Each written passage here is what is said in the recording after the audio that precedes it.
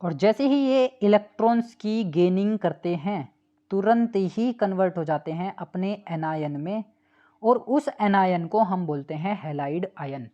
क्योंकि halogen family के elements हैं तो उनको नाम दिया जाता है हैलाइड्स का, यानी हैलाइड के क्या बनने वाले हैं, यहाँ पर आयंस बनने वाले हैं जब उनके ऊपर एक निगेटिव इलेक्ट्रॉन यानी एक चार्ज एक्स्ट्रा हो जाएगा। कुल मिलाकर के जो शेयरिंग होगी, अगर कहीं पर शेयरिंग ऑफ इलेक्ट्रॉन्स की बात हम करें तो वो केवल और केवल अनपेयर्ड पी इलेक्ट्रॉन्स की होती है। पी इलेक्ट्रॉन्स की जब ये करेंगे तो वो सिंगल कोवेलेंट बॉन्ड की रिप्रेजेंटेशन करेंगे। आसानी से पी ऑर्बिटल के जो ये इलेक्ट्रॉन्स हैं, जो कि अभी 5 इलेक्ट्रॉन जनरली इनके इलेक्ट्रॉनिक कॉन्फ़िगरेशन में पाए जा रहे हैं, वो एक इलेक्ट्रॉन का क्या करते हैं, शेयर करते हैं आपस में किसी दूसरी स्पीशी के साथ, और क्या बना लेते हैं वहाँ पे, कोवेलेंट बॉन्ड बना लेते हैं। तो अगर इन्होंने एक इलेक्ट्रॉन की शेयरिंग करनी है तो ये क्या बनाएंगे, सिंगल कोवेलेंट बॉन्ड बनाएंगे।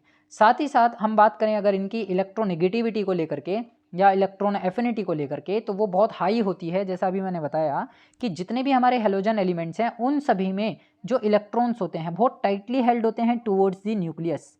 Towards the nucleus tightly held होने की वजह से हम उनको क्या बताते हैं कि इनकी इलेक्ट्रोनेगेटिविटी बहुत हाई है, क्योंकि electronegativity is the tendency to attract the electrons of the outermost shell towards the nucleus या थ्रू द न्यूक्लियस, कि किसी भी एटम का न्यूक्लियस आउटर मोस्ट शेल के इलेक्ट्रॉन्स को कितनी टेंडेंसी के साथ अट्रैक्ट करके रखे हुए है या बाइंड करके रखे हुए है। तो बेसिकली ये एक कॉन्सेप्ट है इलेक्ट्रोनेगेटिविटी को आइडेंटिफाई करने का। अगर मैं बात करता हूँ फ्लोरीन, क्लोरीन, ब्रोमीन, आयोडीन यानी कि इन हेलोजन फैमिली के एलिमेंट्स को लेकर के, केवल एस्टेटाइन की मैं यहाँ बात नहीं करूँगा क्योंकि वो एक रेडियो एक्टिव एलिमेंट है। बाकी सारे एलिमेंट्स की इलेक्ट्रोनेगेटिविटी बहुत ज़्यादा हाई होती है। हाई होने का रीज़न है केवल attraction towards the nucleus electron का, और कुछ नहीं है। दूसरी चीज़ क्या होगा कि फ्लोरीन की अगर मैं बात करता हूँ तो फ्लोरीन पीरियड में, अगर मैं लेफ्ट टू राइट की पीरियोडिक टेबल में पीरियड में जा रहा हूँ तो फ्लोरीन के पास 2 शेल पाई जाती हैं और नंबर ऑफ इलेक्ट्रॉन टोटल पाए जाते हैं 9। तो सेकंड शेल में टोटल इलेक्ट्रॉन है 7। तो ये 7 इलेक्ट्रॉन का जो मैग्नीट्यूड होगा टुवर्ड्स द न्यूक्लियस वो बहुत ज़्यादा हाई होगा as compare to the previous elements, यानी कि ऑक्सीजन की बात करूँ या नाइट्रोजन की बात करूँ या कार्बन की बात करूँ, इन सभी एलिमेंट्स में यहाँ पर 8 इलेक्ट्रॉन्स हैं, यहाँ पर 7 इलेक्ट्रॉन्स हैं, यहाँ पर 6 इलेक्ट्रॉन है। तो ये 8 इलेक्ट्रॉन का मैग्नीट्यूड है, ये 7 इलेक्ट्रॉन का मैग्नीट्यूड है, 6 इलेक्ट्रॉन का मैग्नीट्यूड है, और न्यूक्लियस सबका एक जैसा दिखाई दे रहा है। न्यूक्लियस जो है वो 6 प्रोटॉन को रखे हुए है, 7 प्रोटॉन को रखे हुए, ये 8 प्रोटॉन को रखे हुए, 9 प्रोटॉन को रखे हुए। तो कुल मिलाकर के जैसे जैसे हम पीरियड में लेफ्ट टू राइट जाते हैं, सेम शेल के अंदर, क्योंकि शेल कांस्टेंट रहती है, शेल चेंज नहीं होती है, केवल नंबर ऑफ इलेक्ट्रॉन बढ़ते जाते हैं। तो नंबर ऑफ इलेक्ट्रॉन बढ़ने की वजह से जो अट्रैक्शन होता है, जो फोर्स ऑफ अट्रैक्शन की हम बात कर रहे हैं, जो इफेक्टिव न्यूक्लियर चार्ज की हम बात कर रहे हैं, वो भी इंक्रीज होता जाता है, जिसकी वजह से हम ये कहते हैं कि इलेक्ट्रोनेगेटिविटी बहुत हाई है for the halogen family elements in their period. जैसे यहाँ लिखा भी है highest among the elements in the same period. Fluorine की फ्लोरीन के पीरियड में हम बात करेंगे, क्लोरीन की क्लोरीन के पीरियड में बात करेंगे, ऐसे ही ब्रोमीन, आयोडीन की उन्हीं के पीरियड के एलिमेंट्स के साथ हम कंपेयर करेंगे। साथ ही साथ अगर मैं बात करता हूँ यहाँ पे इनकी नेचर की, तो ये बेसिकली ऑक्सीडाइजिंग एजेंट्स होते हैं, और कैसे होते हैं, स्ट्रॉन्ग होते हैं। इनको हम स्ट्रॉन्ग ऑक्सीडाइजिंग एजेंट्स की तरह बहुत सारी रिएक्शंस के अंदर किसी भी सब्सटेंस को ऑक्सीडाइज करने के लिए यूज़ करते हैं। अब ऑक्सीडाइजिंग नेचर क्या होती है, ऑक्सीडाइजिंग एजेंट्स क्यों होते हैं, इसको हम धीरे धीरे आगे की स्लाइड्स में देखेंगे कि किस तरीके से ये ऑक्सीडाइजिंग एजेंट्स की तरह काम करते हैं। तो बेसिकली एक रीज़न यहाँ पर हमें मिल जाता है इलेक्ट्रोनेगेटिविटी और इलेक्ट्रॉन एफिनिटी का ज़्यादा होने का, या कितनी बेसिकली वो रिप्रेजेंट करते हैं। तो जो इनकी स्टेबल स्टेट है वो कौन सी होती है, -1 होती है, यानी कि इनकी जो जनरल ऑक्सीडेशन स्टेट की जब मैं बात कर रहा हूँ तो वो जनरल ऑक्सीडेशन स्टेट इनकी होती है -1, क्योंकि -1 पर ये कैसे पाए जाते हैं, स्टेबल पाए जाते हैं। स्टेबल क्यों होते हैं, क्योंकि इनके पास ऑक्टेट कंप्लीट हो जाता है और ये इनर्ट गैस के जैसा इलेक्ट्रॉनिक कॉन्फ़िगरेशन रिप्रेजेंट करते हैं। साथ ही साथ ये जितने भी अपने हेलोजेंस कंपाउंड्स बनाते हैं उन सभी में इनकी जनरल ऑक्सीडेशन स्टेट -1 ही रिप्रेजेंट होती है, चाहे वो आयनिक कंपाउंड्स बनाए चाहे वो कोवलेंट कंपाउंड्स बनाए। तो अगर मैं आयनिक कंपाउंड्स में बात करता हूँ तो ये बेसिक एग्जांपल्स हमने यहाँ कंसीडर किए विद दी सोडियम। फ्लोरीन जब रिएक्शन करेगा तो सोडियम भी +1 है, फ्लोराइड -1 है, दोनों आपस में रिएक्शन करेंगे और एक आयोनिक कंपाउंड की फॉर्मेशन करेंगे। ऐसे ही क्लोरीन, ब्रोमीन और आयोडीन की रिप्रेजेंटेशन भी एक आयनिक कंपाउंड की तरह ही यहाँ होने वाली है। लेकिन अगर मैं बात करता हूँ कोवलेंट नेचर को लेकर के, तो कोवलेंट बॉन्ड वहाँ बनते हैं जहाँ पर सेम नेचर वाले एलिमेंट्स प्रेजेंट हों। जैसे मैंने हाइड्रोजन की बात करी विद हेलोजन्स, तो हाइड्रोजन के साथ यहाँ पर दो प्रायोरिटी ऑर्डर चलते हैं, एक तो वो जब उसको अल्कली मेटल्स में रखा गया है, एक बार वो जब उसको हेलोजन्स में रखा गया है। तो बेसिकली अगर मैं कहूँ कि हेलोजन के अंदर रखे जाने की वजह से हाइड्रोजन और हेलोजन के जो एलिमेंट्स हैं फ्लोरीन, क्लोरीन, ब्रोमीन और आयोडीन, इनकी नेचर एक जैसी है।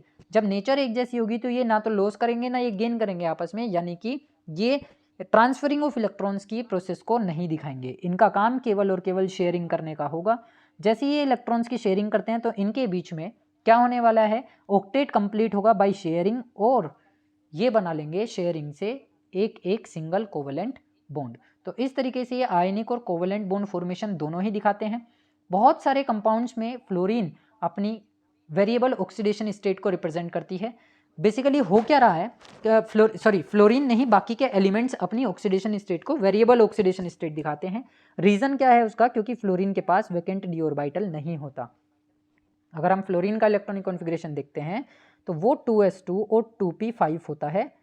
सेकेंड शेल में डी ऑर्बिटल की प्रेजेंस नहीं होती, जिसकी वजह से ये अपनी ऑक्सीडेशन स्टेट को या अपनी कोवलेंसी को एक्सपेंड नहीं कर पाता, और क्या नहीं करेगा, बहुत सारी वेरिएबल ऑक्सीडेशन स्टेट को रिप्रेजेंट नहीं करेगा। लेकिन अगर हम अदर एलिमेंट्स की बात करते हैं लाइक क्लोरीन, ब्रोमीन और आयोडीन, तो क्लोरीन के पास तीसरी शेल होती है, क्योंकि 3 शेल का एलिमेंट है तो इस पे 3s2 3p5 के साथ साथ वैकेंट डी ऑर्बिटल भी प्रेजेंट होता है। अभी मैंने बताया कि ये हायर ऑक्सीडेशन स्टेट को रिप्रेजेंट कर सकता है अगर हम इसको कुछ एनर्जी दे दें। जैसे ये एनर्जी गेन करेगा तुरंत ही इसका इलेक्ट्रॉन डी ऑर्बिटल में जंप करेगा, और इन मैनी कंपाउंड्स ये हाइब्रिडाइजेशन की कैटेगरी को भी रिप्रेजेंट करेगा। कुल मिलाकर के अगर मैं फ्लोरीन को यहाँ पर हाईलाइट करूँ तो फ्लोरीन के पास वैकेंट डी ऑर्बिटल नहीं है, पहली चीज़। दूसरी चीज़ हम ये कह सकते हैं कि जो डी ऑर्बिटल होंगे वो कैसे हैं, बहुत ज़्यादा लो एनर्जी वाले हैं, क्योंकि अगर डी के 2 सेकंड शेल के अंदर अगर हम डी ऑर्बिटल बनाने की कोशिश करेंगे भी, वैसे अभी तक कोई ऐसी डिस्कवरी नहीं हुई है कि सेकंड शेल के अंदर डी ऑर्बिटल की प्रेजेंस आइडेंटिफाई की जा सके या बनाए जा सके, लेकिन अगर इन फ्यूचर हुआ भी तो उसकी एनर्जी बहुत ज़्यादा लो होगी as compare to the 3D subshell या 3D ऑर्बिटल। तो ये बेसिक रीज़न है कि फ्लोरीन जो होता है वो हमेशा -1 ही दिखाएगा, लेकिन क्लोरीन जो होते हैं वो रिप्रेजेंट करते हैं -1 के साथ साथ बहुत सारी variable oxidation state in their hello acids. जैसे मैं बात करूँ HClO4 की या HClO3 की या HClO2 की, इसी तरीके से HClO की, इन सभी के अंदर क्लोरीन की वेरिएबल ऑक्सीडेशन स्टेट रिप्रेजेंट होती है। अगर हम कैलकुलेट करने की कोशिश करें तो यहाँ HClO को मैं देखता हूँ तो HClO के अंदर बेसिकली ऑक्सीजन की -2 है, हाइड्रोजन की +1 है, तो क्लोरीन यहाँ पर कैसी दिखा रहा है, मेरे को +1 दिखाने वाला है। लेकिन अगर मैं यहाँ आता हूँ HClO2 की तरफ आता हूँ तो यहाँ पर ये मेरे को +3 दिखाएगा। HClO4 की तरफ आता हूँ तो ये मेरे को कितनी दिखाने वाला है, +7 दिखाने वाला है। लेकिन अगर मैं HClO3 की तरफ जाता हूँ तो ये कितना दिखाएगा, 3 2 6, और 6 में से 1 चला जाएगा +5। इस तरीके से ये रिप्रेजेंटेशन दिखाते हैं वेरिएबल ऑक्सीडेशन स्टेट की इन देयर हेलो एसिड्स। तो फ्लोरीन को हमेशा ध्यान रखेंगे, बस यहाँ पर एक्सेप्शनल केस में फ्लोरीन कंसीडर किया जाता है। अब यहाँ पर एक छोटा सा शिमेटिक डायग्राम दिखाया गया है एनर्जी लेवल्स को लेकर के। अगर मैं ऑक्सीडेशन स्टेट को डिफाइन कर रहा हूँ एनर्जी लेवल डायग्राम में, तो वो ऑक्सीडेशन स्टेट -1, +1 और 0 हो सकती है।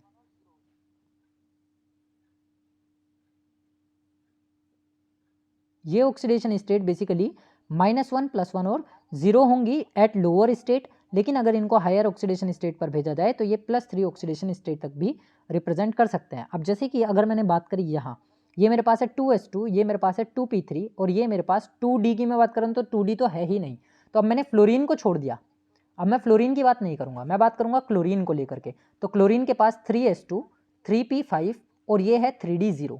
अब जब ये ग्राउंड स्टेट पर है, अब मैं इसको थोड़ी सी एनर्जी अगर प्रोवाइड करा दूँ तो इसके जो p ऑर्बिटल के इलेक्ट्रॉन्स हैं वो जंप कर जाएंगे धीरे धीरे करके, एक एक बारी करके, पहली ग्राउंड स्टेट से पहली एक्साइटेड स्टेट पर जाने के लिए यहाँ से एक इलेक्ट्रॉन जंप करके वो डी में एंटर कर जाएगा। तो ये आ जाएगा 3d1 और 3p कितना रह जाएगा, 4 रह जाएगा।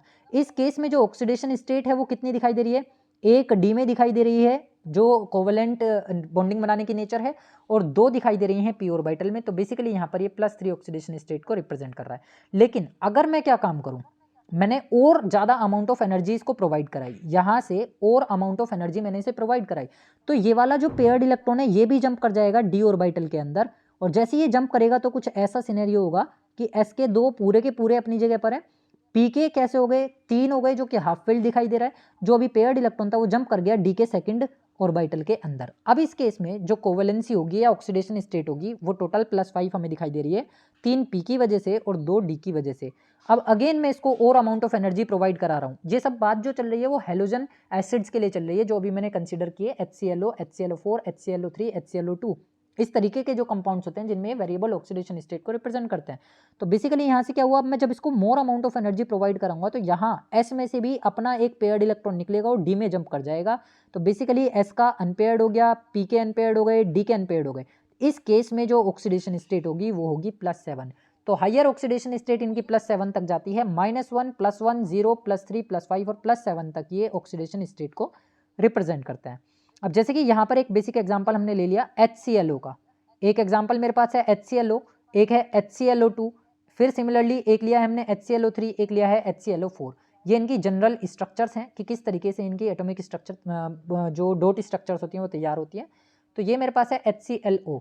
HClO को कैसे रिप्रेजेंट किया, क्योंकि ऑक्सीजन की टेंडेंसी होती है 2 बॉन्ड बनाने की, ऑक्सीजन की ऑक्सीडेशन स्टेट होती है -2, इसलिए ये हमेशा ऑक्सी हेलो एसिड्स के अंदर क्या आएगा, बीच में प्रेजेंट होगा। तो हाइड्रोजन के साथ इसने एक बॉन्ड फॉर्मेशन करी, क्लोरीन के साथ इसने एक बॉन्ड फॉर्मेशन करी। अब हो क्या रहा है यहाँ पे कि क्लोरीन के आउटरमोस्ट शेल में थे टोटल 7 इलेक्ट्रॉन, क्योंकि ये है 17th ग्रुप का एलिमेंट। ऑक्सीजन की इलेक्ट्रोनेगेटिविटी की मैं बात कर रहा हूँ, तो ऑक्सीजन कैसा है यहाँ पर अगर मैं देख रहा हूँ तो क्लोरीन से ज़्यादा इलेक्ट्रोनेगेटिव है। तो ये ऑक्सीजन एक इलेक्ट्रॉन को अपनी तरफ शेयरिंग में ज़्यादा अपनी तरफ टेंड्स कर लेगा। टेंड्स करने का मतलब ये हुआ कि पूरा नहीं खींचेगा, लेकिन टेंडेंसी कुछ ऐसी होगी कि इसका इलेक्ट्रॉन इसकी तरफ शिफ्ट होने की टेंडेंसी को दिखाएगा, जिसकी वजह से हम ये मानते हैं कि क्लोरीन है वो बेसिकली क्या करने वाला है, अपने आउटरमोस्ट शेल के एक इलेक्ट्रॉन को ऑक्सीजन की तरफ थोड़ा सा शिफ्ट कर देगा, लेकिन हम उसको पूरा +1 ऑक्सीडेशन स्टेट के लिए कंसीडर करते हैं। सिमिलरली अगर मैं HClO2 की बात करूं तो HClO2 में 2 ऑक्सीजन हमारे पास आ जाते हैं। तो स्ट्रक्चर बनाने के लिए मैंने बताया कि ऑक्सीजन 2 बॉन्ड बनाने वाला है, तो हम क्या करेंगे, एक क्लोरीन के साथ हमने 2 बॉन्ड बना दिए और एक ऑक्सीजन को बीच में लगा दिया, हाइड्रोजन और क्लोरीन के, तो 2 बॉन्ड बन गए। अब मुझे ये देखना है कि क्लोरीन की ऑक्सीडेशन स्टेट कितनी जाने वाली है। तो कुल मिलाकर के क्लोरीन के पास थे 7 इलेक्ट्रॉन, 7 में से 4 रिप्रेजेंट हो रहे हैं, 4 के बाद 2 इलेक्ट्रॉन्स बॉन्ड पार्टिसिपेशन में पार्टिसिपेट दे चुके हैं और एक इलेक्ट्रॉन यहाँ पर ऑक्सीजन के साथ है। तो होगा वही काम कि इसका जो डाइपोल मूवमेंट होगा वो क्लोरीन से ऑक्सीजन की तरफ, क्लोरीन से ऑक्सीजन की तरफ पाया जाएगा, यानी शिफ्टिंग ऑफ इलेक्ट्रॉन की जो मैं बात कर रहा हूँ वो क्लोरीन से ऑक्सीजन की तरफ पाई जाएगी।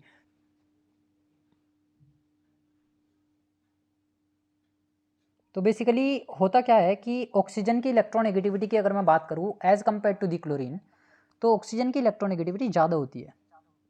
रीज़न क्या है, क्योंकि जब हम इलेक्ट्रोनेगेटिविटी देखते हैं तो with in the same period elements की बात करते हुए देखते हैं। अब ऑक्सीजन की जो इलेक्ट्रोनेगेटिविटी होगी वो फ्लोरीन से तो कम होगी, लेकिन क्लोरीन रखा हुआ है फ्लोरीन के नीचे, तो जब मैं डाउन टूवर्ड्स जाता हूँ ग्रुप में तो नंबर ऑफ शेल बढ़ते जाते हैं। शेल बढ़ने की वजह से क्लोरीन की जो नंबर ऑफ शेल्स हैं वो ऑक्सीजन से ज़्यादा पाई जाती हैं और साइज बड़ा हो जाता है, तो अट्रैक्शन टूवर्ड्स द न्यूक्लियस कम हो जाता है। तो क्लोरीन की इलेक्ट्रोनेगेटिविटी ऑक्सीजन से कम है, जिसकी वजह से क्लोरीन के इलेक्ट्रॉन्स का शिफ्ट हो जाता है ऑक्सीजन की तरफ, या फिर ये कह सकते हो कि oxygen can easily shift the electron of chlorine due to their higher electronegativity as compare to the chlorine. तो ये डाइपोल मूवमेंट भी हो सकता है कि डाइपोल मूवमेंट भी यही है, पोलराइजेशन नेचर होती है। तो ऑक्सीजन जो होती है क्लोरीन को ज़्यादा पोलराइज कर देती है, जिसकी वजह से क्लोरीन एक इलेक्ट्रॉन इस ऑक्सीजन को शिफ्ट करा देता है, 2 इलेक्ट्रॉन इस ऑक्सीजन को शिफ्ट करा देता है और टोटल इसके ऊपर पॉजिटिव चार्ज बन जाता है +3 का। इस तरीके से +1 और +3 ऑक्सीडेशन स्टेट को रिप्रेजेंट करता है। सिमिलरली +5 और +7 ऑक्सीडेशन स्टेट को इस तरीके से रिप्रेजेंट करेगा कि अगर मैं इसकी स्ट्रक्चर रिप्रेजेंट करूँ, एक क्लोरीन के साथ मैंने 3 ऑक्सीजन को कनेक्ट किया, क्योंकि ऑक्सीजन डबल बॉन्ड बनाने की नेचर रखता है, तो 2 ऑक्सीजनों के बीच डबल बॉन्ड, एक ऑक्सीजन हाइड्रोजन और क्लोरीन के बीच बैठेगा 2 बॉन्ड बनाते हुए। अब फिर से वही काम होगा कि ऑक्सीजन ज़्यादा इलेक्ट्रोनेगेटिव है तो 2 इलेक्ट्रॉन की शिफ्टिंग इस क्लोरीन से ऑक्सीजन की तरफ होगी, 2 इलेक्ट्रॉन की शिफ्टिंग इधर होगी, 1 इलेक्ट्रॉन की शिफ्टिंग इधर होगी, जिसकी वजह से क्लोरीन हो जाएगा positively 5 charge. Similarly chlorine +7 oxidation state को दिखाएगा HClO4 के अंदर। तो ये बेसिकली थे हेलो एसिड्स ऑफ हेलोजेंस। इनका ऑर्डर हमेशा याद रखना, पेपर में क्वेश्चन आता है arrange the following hello acids in the increasing order of their oxidation power या ऑक्सीडेशन स्टेट। तो हमेशा HClO सबसे कम दिखाएगा ऑक्सीडेशन स्टेट को, जो कि +1 है, फिर उसके बाद HClO2 दिखाएगा +3, फिर HClO3 दिखाएगा +5, फिर HClO4 दिखाएगा +7। ये इनका क्या हो गया, basically increasing order of their oxidation state हो गया। इसी के साथ इसी सीरीज में जब हम आगे चलें तो बहुत सारी डिफरेंट वेरिएबल ऑक्सीडेशन स्टेट्स को दिखाते हैं हैलोजन के जो कंपाउंड्स होते हैं डिफरेंट टाइप्स ऑफ फॉर्मूलाज या टाइप्स ऑफ कंपाउंड्स। तो अगर मैं ऑक्सीडेशन स्टेट की बात करते हुए इनके कुछ कंपाउंड्स को या आयन्स को रिप्रेजेंट करूं या हाईलाइट करूं तो बेसिकली क्या होने वाला है, मैंने हैलोजन फैमिली के एलिमेंट्स को रिप्रेजेंट किया, fluoride ion, chloride ion, bromide ion और आयोडाइड आयन। अब इन आयन्स के अलग अलग कंपाउंड्स के अंदर अलग अलग ऑक्सीडेशन स्टेट को हमने रिप्रेजेंट करना है। तो जब मैं बात कर रहा हूँ फ्लोरीन के -1 ऑक्सीडेशन स्टेट को लेकर के, तो ये बेसिकली HF बनाता है, हाइड्रोजन बॉन्डिंग करता है between the hydrogen and fluoride. Fluorine basically हो क्या रहा है, क्योंकि एक बहुत ज़्यादा इलेक्ट्रोनेगेटिव एलिमेंट है और एक इलेक्ट्रोपॉजिटिव एलिमेंट है, तो इस केस में यहाँ पर हाइड्रोजन बॉन्डिंग की फॉर्मेशन हो जाती है और -1 ऑक्सीडेशन स्टेट को रिप्रेजेंट करते हैं। लेकिन अगर मैं बात करूँ यहाँ पर OF2, इसको हम क्या बोलते हैं, डाई फ्लोराइड का ऑक्साइड है बेसिकली, ये डाई फ्लोरो ऑक्साइड हम इसे बोल सकते हैं। तो इस केस में भी ये -1 ऑक्सीडेशन स्टेट को ही रिप्रेजेंट करता है। अब इसको सर्कल किया गया है क्योंकि ये स्पेसिफिक कंपाउंड्स हैं। इन स्पेसिफिक कंपाउंड्स के बनने के लिए स्पेसिफिक कंडीशंस की ज़रूरत होती है, नॉर्मल रूम टेम्परेचर की कंडीशन पर फॉर्मेशन नहीं करते हैं और इनकी जो नेचर होती है बाकी अदर एसिड्स की कंपैरिजन में बहुत अलग होती है। अगर मैं बात करूँ HCl, HBr और HI की, ये सारे के सारे क्या हैं, हाइड्रोजन के साथ रिएक्शन करके एसिड बना रहे हैं, यानी ये हाइड्रोजन एसिड्स हैं, इन सभी हैलोजन के। हाइड्रोजन हैलाइड भी हम इनको बोल सकते हैं, जिन सभी के अंदर हैलोजन की ऑक्सीडेशन स्टेट -1 रिप्रेजेंट हो रही है। अगर मैं बात करता हूँ इनकी गैसियस स्टेट को लेकर के, तो फ्लोरीन, क्लोरीन, ब्रोमीन और आयोडीन जब अपनी एलिमेंटल गैसियस स्टेट पर होती हैं तो इनकी ऑक्सीडेशन स्टेट 0 पाई जाती है। अगर मैं बात करूँ कुछ हेलो एसिड्स को लेकर के या कुछ हैलोजन के डाई हैलोजन ऑक्साइड्स को लेकर के, तो बेसिकली Cl2O, Br2O, इन सभी के अंदर HOCl, HOBr, OCl negative, OBr, इन सभी में जो हैलोजन्स हैं उन सभी की ऑक्सीडेशन स्टेट +1 फाइंड होती है। इसी तरीके से HClO2 और ClO2 नेगेटिव, ये जो कंपाउंड है बेसिकली, इन कंपाउंड्स के अंदर इनकी ऑक्सीडेशन स्टेट +3 देखने के लिए मिलती है। अगर हम कैलकुलेशन करें तो सिमिलर वही चीज़ निकल करके आने वाली है, हाइड्रोजन की +1, क्लोरीन के लिए X हमने कंसिडर किया, ऑक्सीजन के लिए माइनस में आ जाएगा 2 2 ज़ा 4 which is equals to 0, then X - 3 is equals to 0 which is always equal to the +3। तो ये बेसिक रूल है ऑक्सीडेशन स्टेट को कैलकुलेट करने का ऑफ दी स्पेसिफिक एटम या specific element in the compounds. इस तरीके से हम किसी भी कंपाउंड में किसी भी एलिमेंट की ऑक्सीडेशन स्टेट निकाल सकते हैं।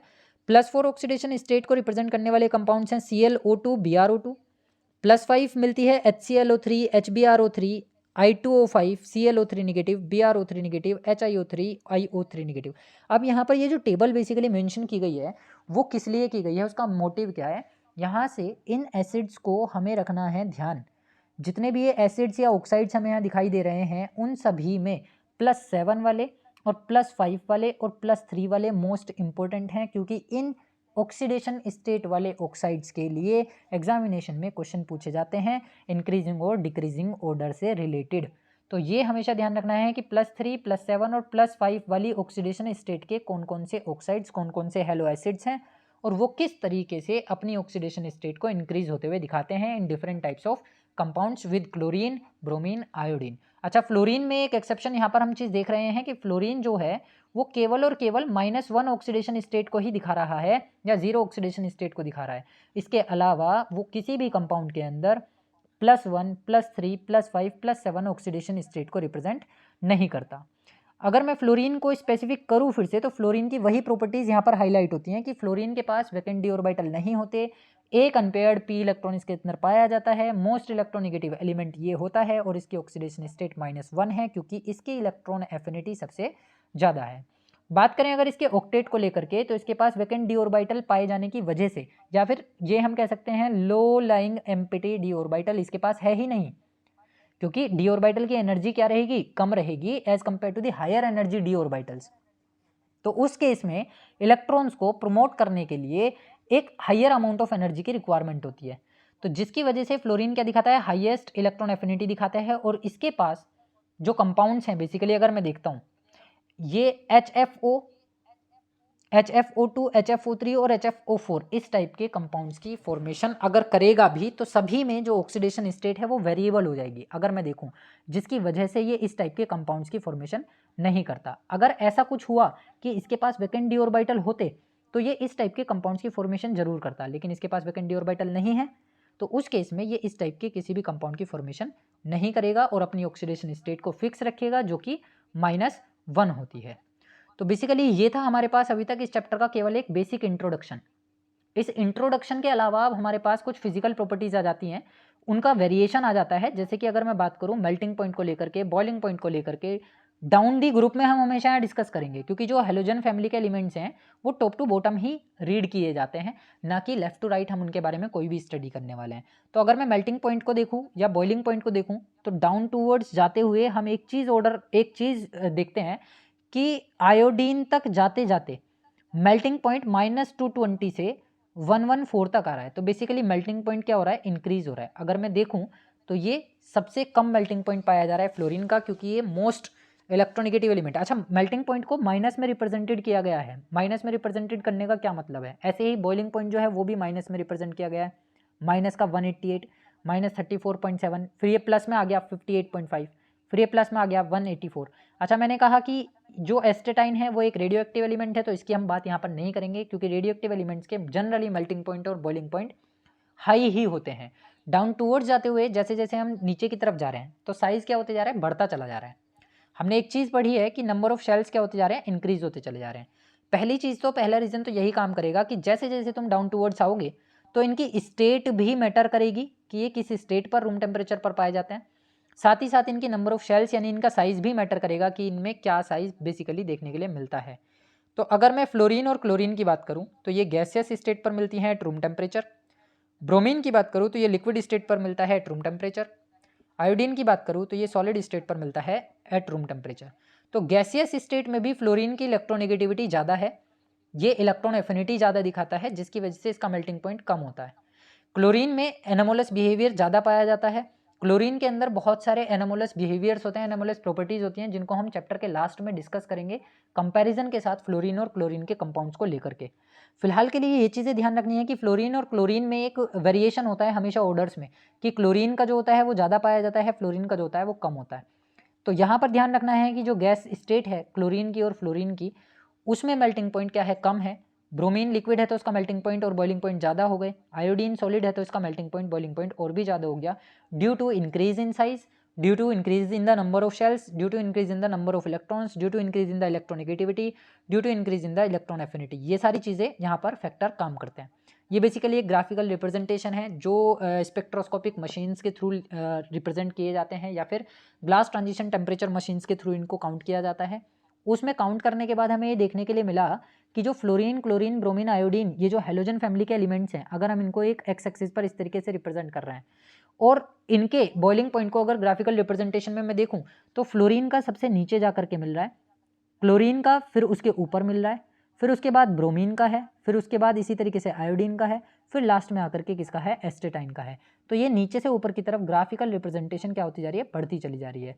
अब बेसिकली होता क्या है कि ये कभी भी एलिमेंटल स्टेट पर काउंट नहीं होते। ये जो ग्राफिकल रिप्रेजेंटेशन हमने दी है ये कभी भी एलिमेंटल स्टेट पर काउंट नहीं होती हैं, ये एग्रीगेशन ऑफ द मॉलिक्यूल्स पर या एग्रीगेशन ऑफ द एटम्स के साथ काउंट की जाती हैं। तो ये किसी भी सिंगल स्पेसिफिक सिंगल एक एटम का नहीं है, ये पर्टिकुलरली मॉलिक्यूल का है, जो कि यहाँ पर रिप्रेजेंट किए गए हैं F2Cl2 Br2 I2 और At2। तो इस तरीके से इनका बॉइलिंग पॉइंट और मेल्टिंग पॉइंट इंक्रीज होता है। अच्छा, ये सिंपल रीजंस जो मैंने अभी बताए हैं वो बेसिक रीजंस यहाँ पर नोट डाउन है कि आपका मोलिकुलर साइज जो होता है डाउन टू ग्रुप वो इंक्रीज होता चला जाता है, जिसकी वजह से पोलराइजेशन की पावर जो होती है वो बढ़ जाती है। डाइपोल इंड्यूस डाइपोल की जो नेचर हो जाती है वो आसानी से एक दूसरे को इंड्यूस कर पाते हैं, और इनके बीच में क्योंकि गैसियस मॉलिक्यूल हैं तो गैसियस मॉलिक्यूल्स के बीच में हमेशा कौन सी फोर्स काम करती है, लंडन डिस्पर्जन फोर्स काम करती है, जो कि कैसी होगी, स्ट्रॉन्ग होगी। लेकिन ये जो लंडन डिस्पर्जन फोर्स होती है as compare to the other elements क्या होती है, कमजोर होती है। लेकिन हम विद इन दी ग्रुप बात कर रहे हैं तो ये क्या होती है, स्ट्रॉन्ग होती जाती है डाउन टू ग्रुप। कलर्स की अगर हम बात करते हैं तो ये फिजिकल प्रॉपर्टी में कंसीडर होते हैं कि डाउन टू ग्रुप जाते हुए इनका कलर डार्क होता चला जाता है, ये एक वेरिएशन है। ये चीज़ ध्यान रखनी है कि जब हम अपर लेवल पर बात करेंगे, टॉप ऑफ द ग्रुप पे बात करेंगे, है ना, उसमें जो फर्स्ट एलिमेंट होगा उसका कलर सबसे लाइट पाया जाएगा, और जो सबसे डाउन का ग्रुप होगा, सबसे नीचे का ग्रुप एलिमेंट होगा, उसका कलर बहुत डार्क होगा। तो फ्लोरीन का कलर पेल येलो मिलता है, क्लोरीन गैस का कलर ग्रीनिश येलो मिलता है, ब्रोमीन गैस का कलर रेडिश ब्राउन होता है ब्रोमीन लिक्विड का, और आयोडीन का कलर हमें सॉलिड स्टेट पर मिलता है वॉयलेट ब्लैक कलर का। जनरली हम कहते हैं कि आयोडीन का कलर पीला होता है। आयोडीन का कलर पीला जो होता है वो कंपाउंड्स के अंदर होता है, लेकिन जब इसको देखोगे तुम केमिकल लैब के अंदर तो आयोडीन जनरली हमें वॉयलेट ब्लैक कलर की पाई जाएगी।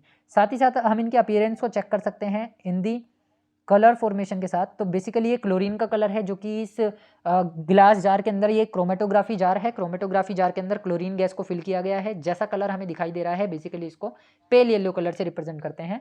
यहाँ पर कलर हाईलाइट नहीं हो पाया है अच्छे तरीके से, लेकिन अगर लेबोरेटरी के अंदर इन सब चीज़ों को हम देखेंगे तो हमें मिलेगा ये कुछ समुद्री हरे कलर का इसका कलर देखने के लिए मिलता है। रूम टेम्परेचर पर ये सारे कलर रिप्रेजेंटेड किए गए हैं। यहाँ पर ये बेसिकली हमारे पास है ब्रोमीन जो कि लिक्विड स्टेट पर हमें देखने के लिए मिलती है। ये रेडिश ब्राउन कलर की होती है हमेशा। ब्रोमीन का जो कलर है अपीयरेंस हमेशा ऐसी ही पाई जाएगी जब कभी भी ब्रोमीन का यूज़ किया जाएगा। ये हमारे पास है आयोडीन। बेसिकली देखो आयोडीन जो है, अगर आयोडीन की ग्रेनुअल्स की मैं बात करता हूँ तो वो हमें वॉयलेट कलर की मिलती है, डार्क ब्लैक वॉयलेट कलर ये पाया जाता है, इसकी अपीयरेंस ही यही होती है। सॉल्यूशन येलो कलर का होता है, या फिर ये कह सकते हैं कि किसी कंपाउंड में अगर आयोडीन को मिला देते हैं तो उसका कलर येलो हो जाता है। तो जितने भी हेलोजेंस होते हैं वो सारे के सारे कलर्ड होते हैं, कोई भी कलरलेस नहीं होता। यहाँ से हमारे पास एक रीजन निकल करके आया, या फिर हम कंक्लूजन कह सकते हैं कि all halogens are coloured in nature, सबके पास अपना एक स्पेसिफिक कलर है। अच्छा, अब स्पेसिफिक कलर क्यों है, इनके पीछे का रीजन क्या है कि कलर जो होता है वो अनएब्जॉर्ब्ड रेडिएशन की वजह से होता है। क्योंकि ये चीज़ हमने पढ़ी है कि जो ऑब्जेक्ट्स होते हैं उनका कलर, अगर कोई चीज़ हमें ब्लैक दिखाई दे रही है तो इसका मतलब ये हुआ कि जो व्हाइट लाइट इसके ऊपर स्ट्राइक हुई थी, उस ऑब्जेक्ट के ऊपर स्ट्राइक हुई थी, उसमें से ब्लैक कलर वापस से क्या कर दिया गया है, ट्रांसमिट कर दिया गया है, बाउंस बैक कर दिया गया है, और बाकी के जो 6 कलर्स बचे हैं व्हाइट लाइट के उन सभी को एब्जॉर्ब कर लिया गया। तो ये अनएब्जॉर्ब्ड कलर हुआ। ये अनएब्जॉर्ब्ड कलर की वजह से हमें पर्टिकुलर सब्सटेंस का एक पर्टिकुलर कलर दिखाई देता है। तो जितने भी हमारे हेलोजेंस हैं या जितने भी हमारे हैलाइड्स हैं, उन सभी का विजिबल रीजन के अंदर अपना एक पर्टिकुलर कलर होता है due to the unabsorbed radiation of the light in the visible region. यहाँ से क्वेश्चन एग्जाम में पूछे जा सकते हैं। सिमिलरली फ्लोरीन की फिर से हमारे पास बात आ गई, क्योंकि फ्लोरीन एक एनोमलस बिहेवियर को रिप्रेजेंट करने वाला एलिमेंट है। तो फ्लोरीन जो है बेसिकली यहाँ पर येलो कलर का अपीयर होता है, पेल येलो जिसको हमने कंसीडर किया। उसका स्मॉलेस्ट साइज, उसका रिलेटिवली हाई फ्रीक्वेंसी के रेडिएशन को एब्जॉर्ब करना जो कि ब्लू लाइट है या फिर रेड लाइट है, उन सभी को एब्जॉर्ब करने के बाद येलो कलर जिसकी फ्रीक्वेंसी बहुत कम है उसको बाउंस बैक करना, ये इसका एनोमलस बिहेवियर के अंदर कंसीडर होती है, जिसकी वजह से फ्लोरीन पेल येलो कलर का दिखाई देता है। अगर हम अदर हेलोजेंस की बात करते हैं तो उसमें उनका साइज बढ़ता चला जाता है और फ्रीक्वेंसी जो रेडिएशन होता है वो लोअर फ्रीक्वेंसी के रेडिएशन को भी एब्जॉर्ब करना शुरू कर देते हैं, जिसकी वजह से वो कलर में वेरिएशन बढ़ता चला जाता है और कलर डार्क की तरफ जाना शुरू हो जाता है। सिमिलरली आयोडीन के लिए फिर से वही चीज़ कि आयोडीन भी जो लोअर फ्रीक्वेंसी वाले कलर्स होते हैं उनको आसानी से एब्जॉर्ब करते हैं और वॉयलेट कलर रिप्रेजेंट किया जाता है। विजिबल रीजन में ये सारी चीज़ें देखने के लिए मिलती हैं। एस्टेटाइन का कलर ब्लैक होता है जनरली, अगर हम देख करके चले, रेडियोएक्टिव एलिमेंट है, रेडियोएक्टिव एलिमेंट में एस्टेटाइन डार्क ब्लैक कलर का ही पाया जाता है जिसको हम जेट ब्लैक बोलते हैं।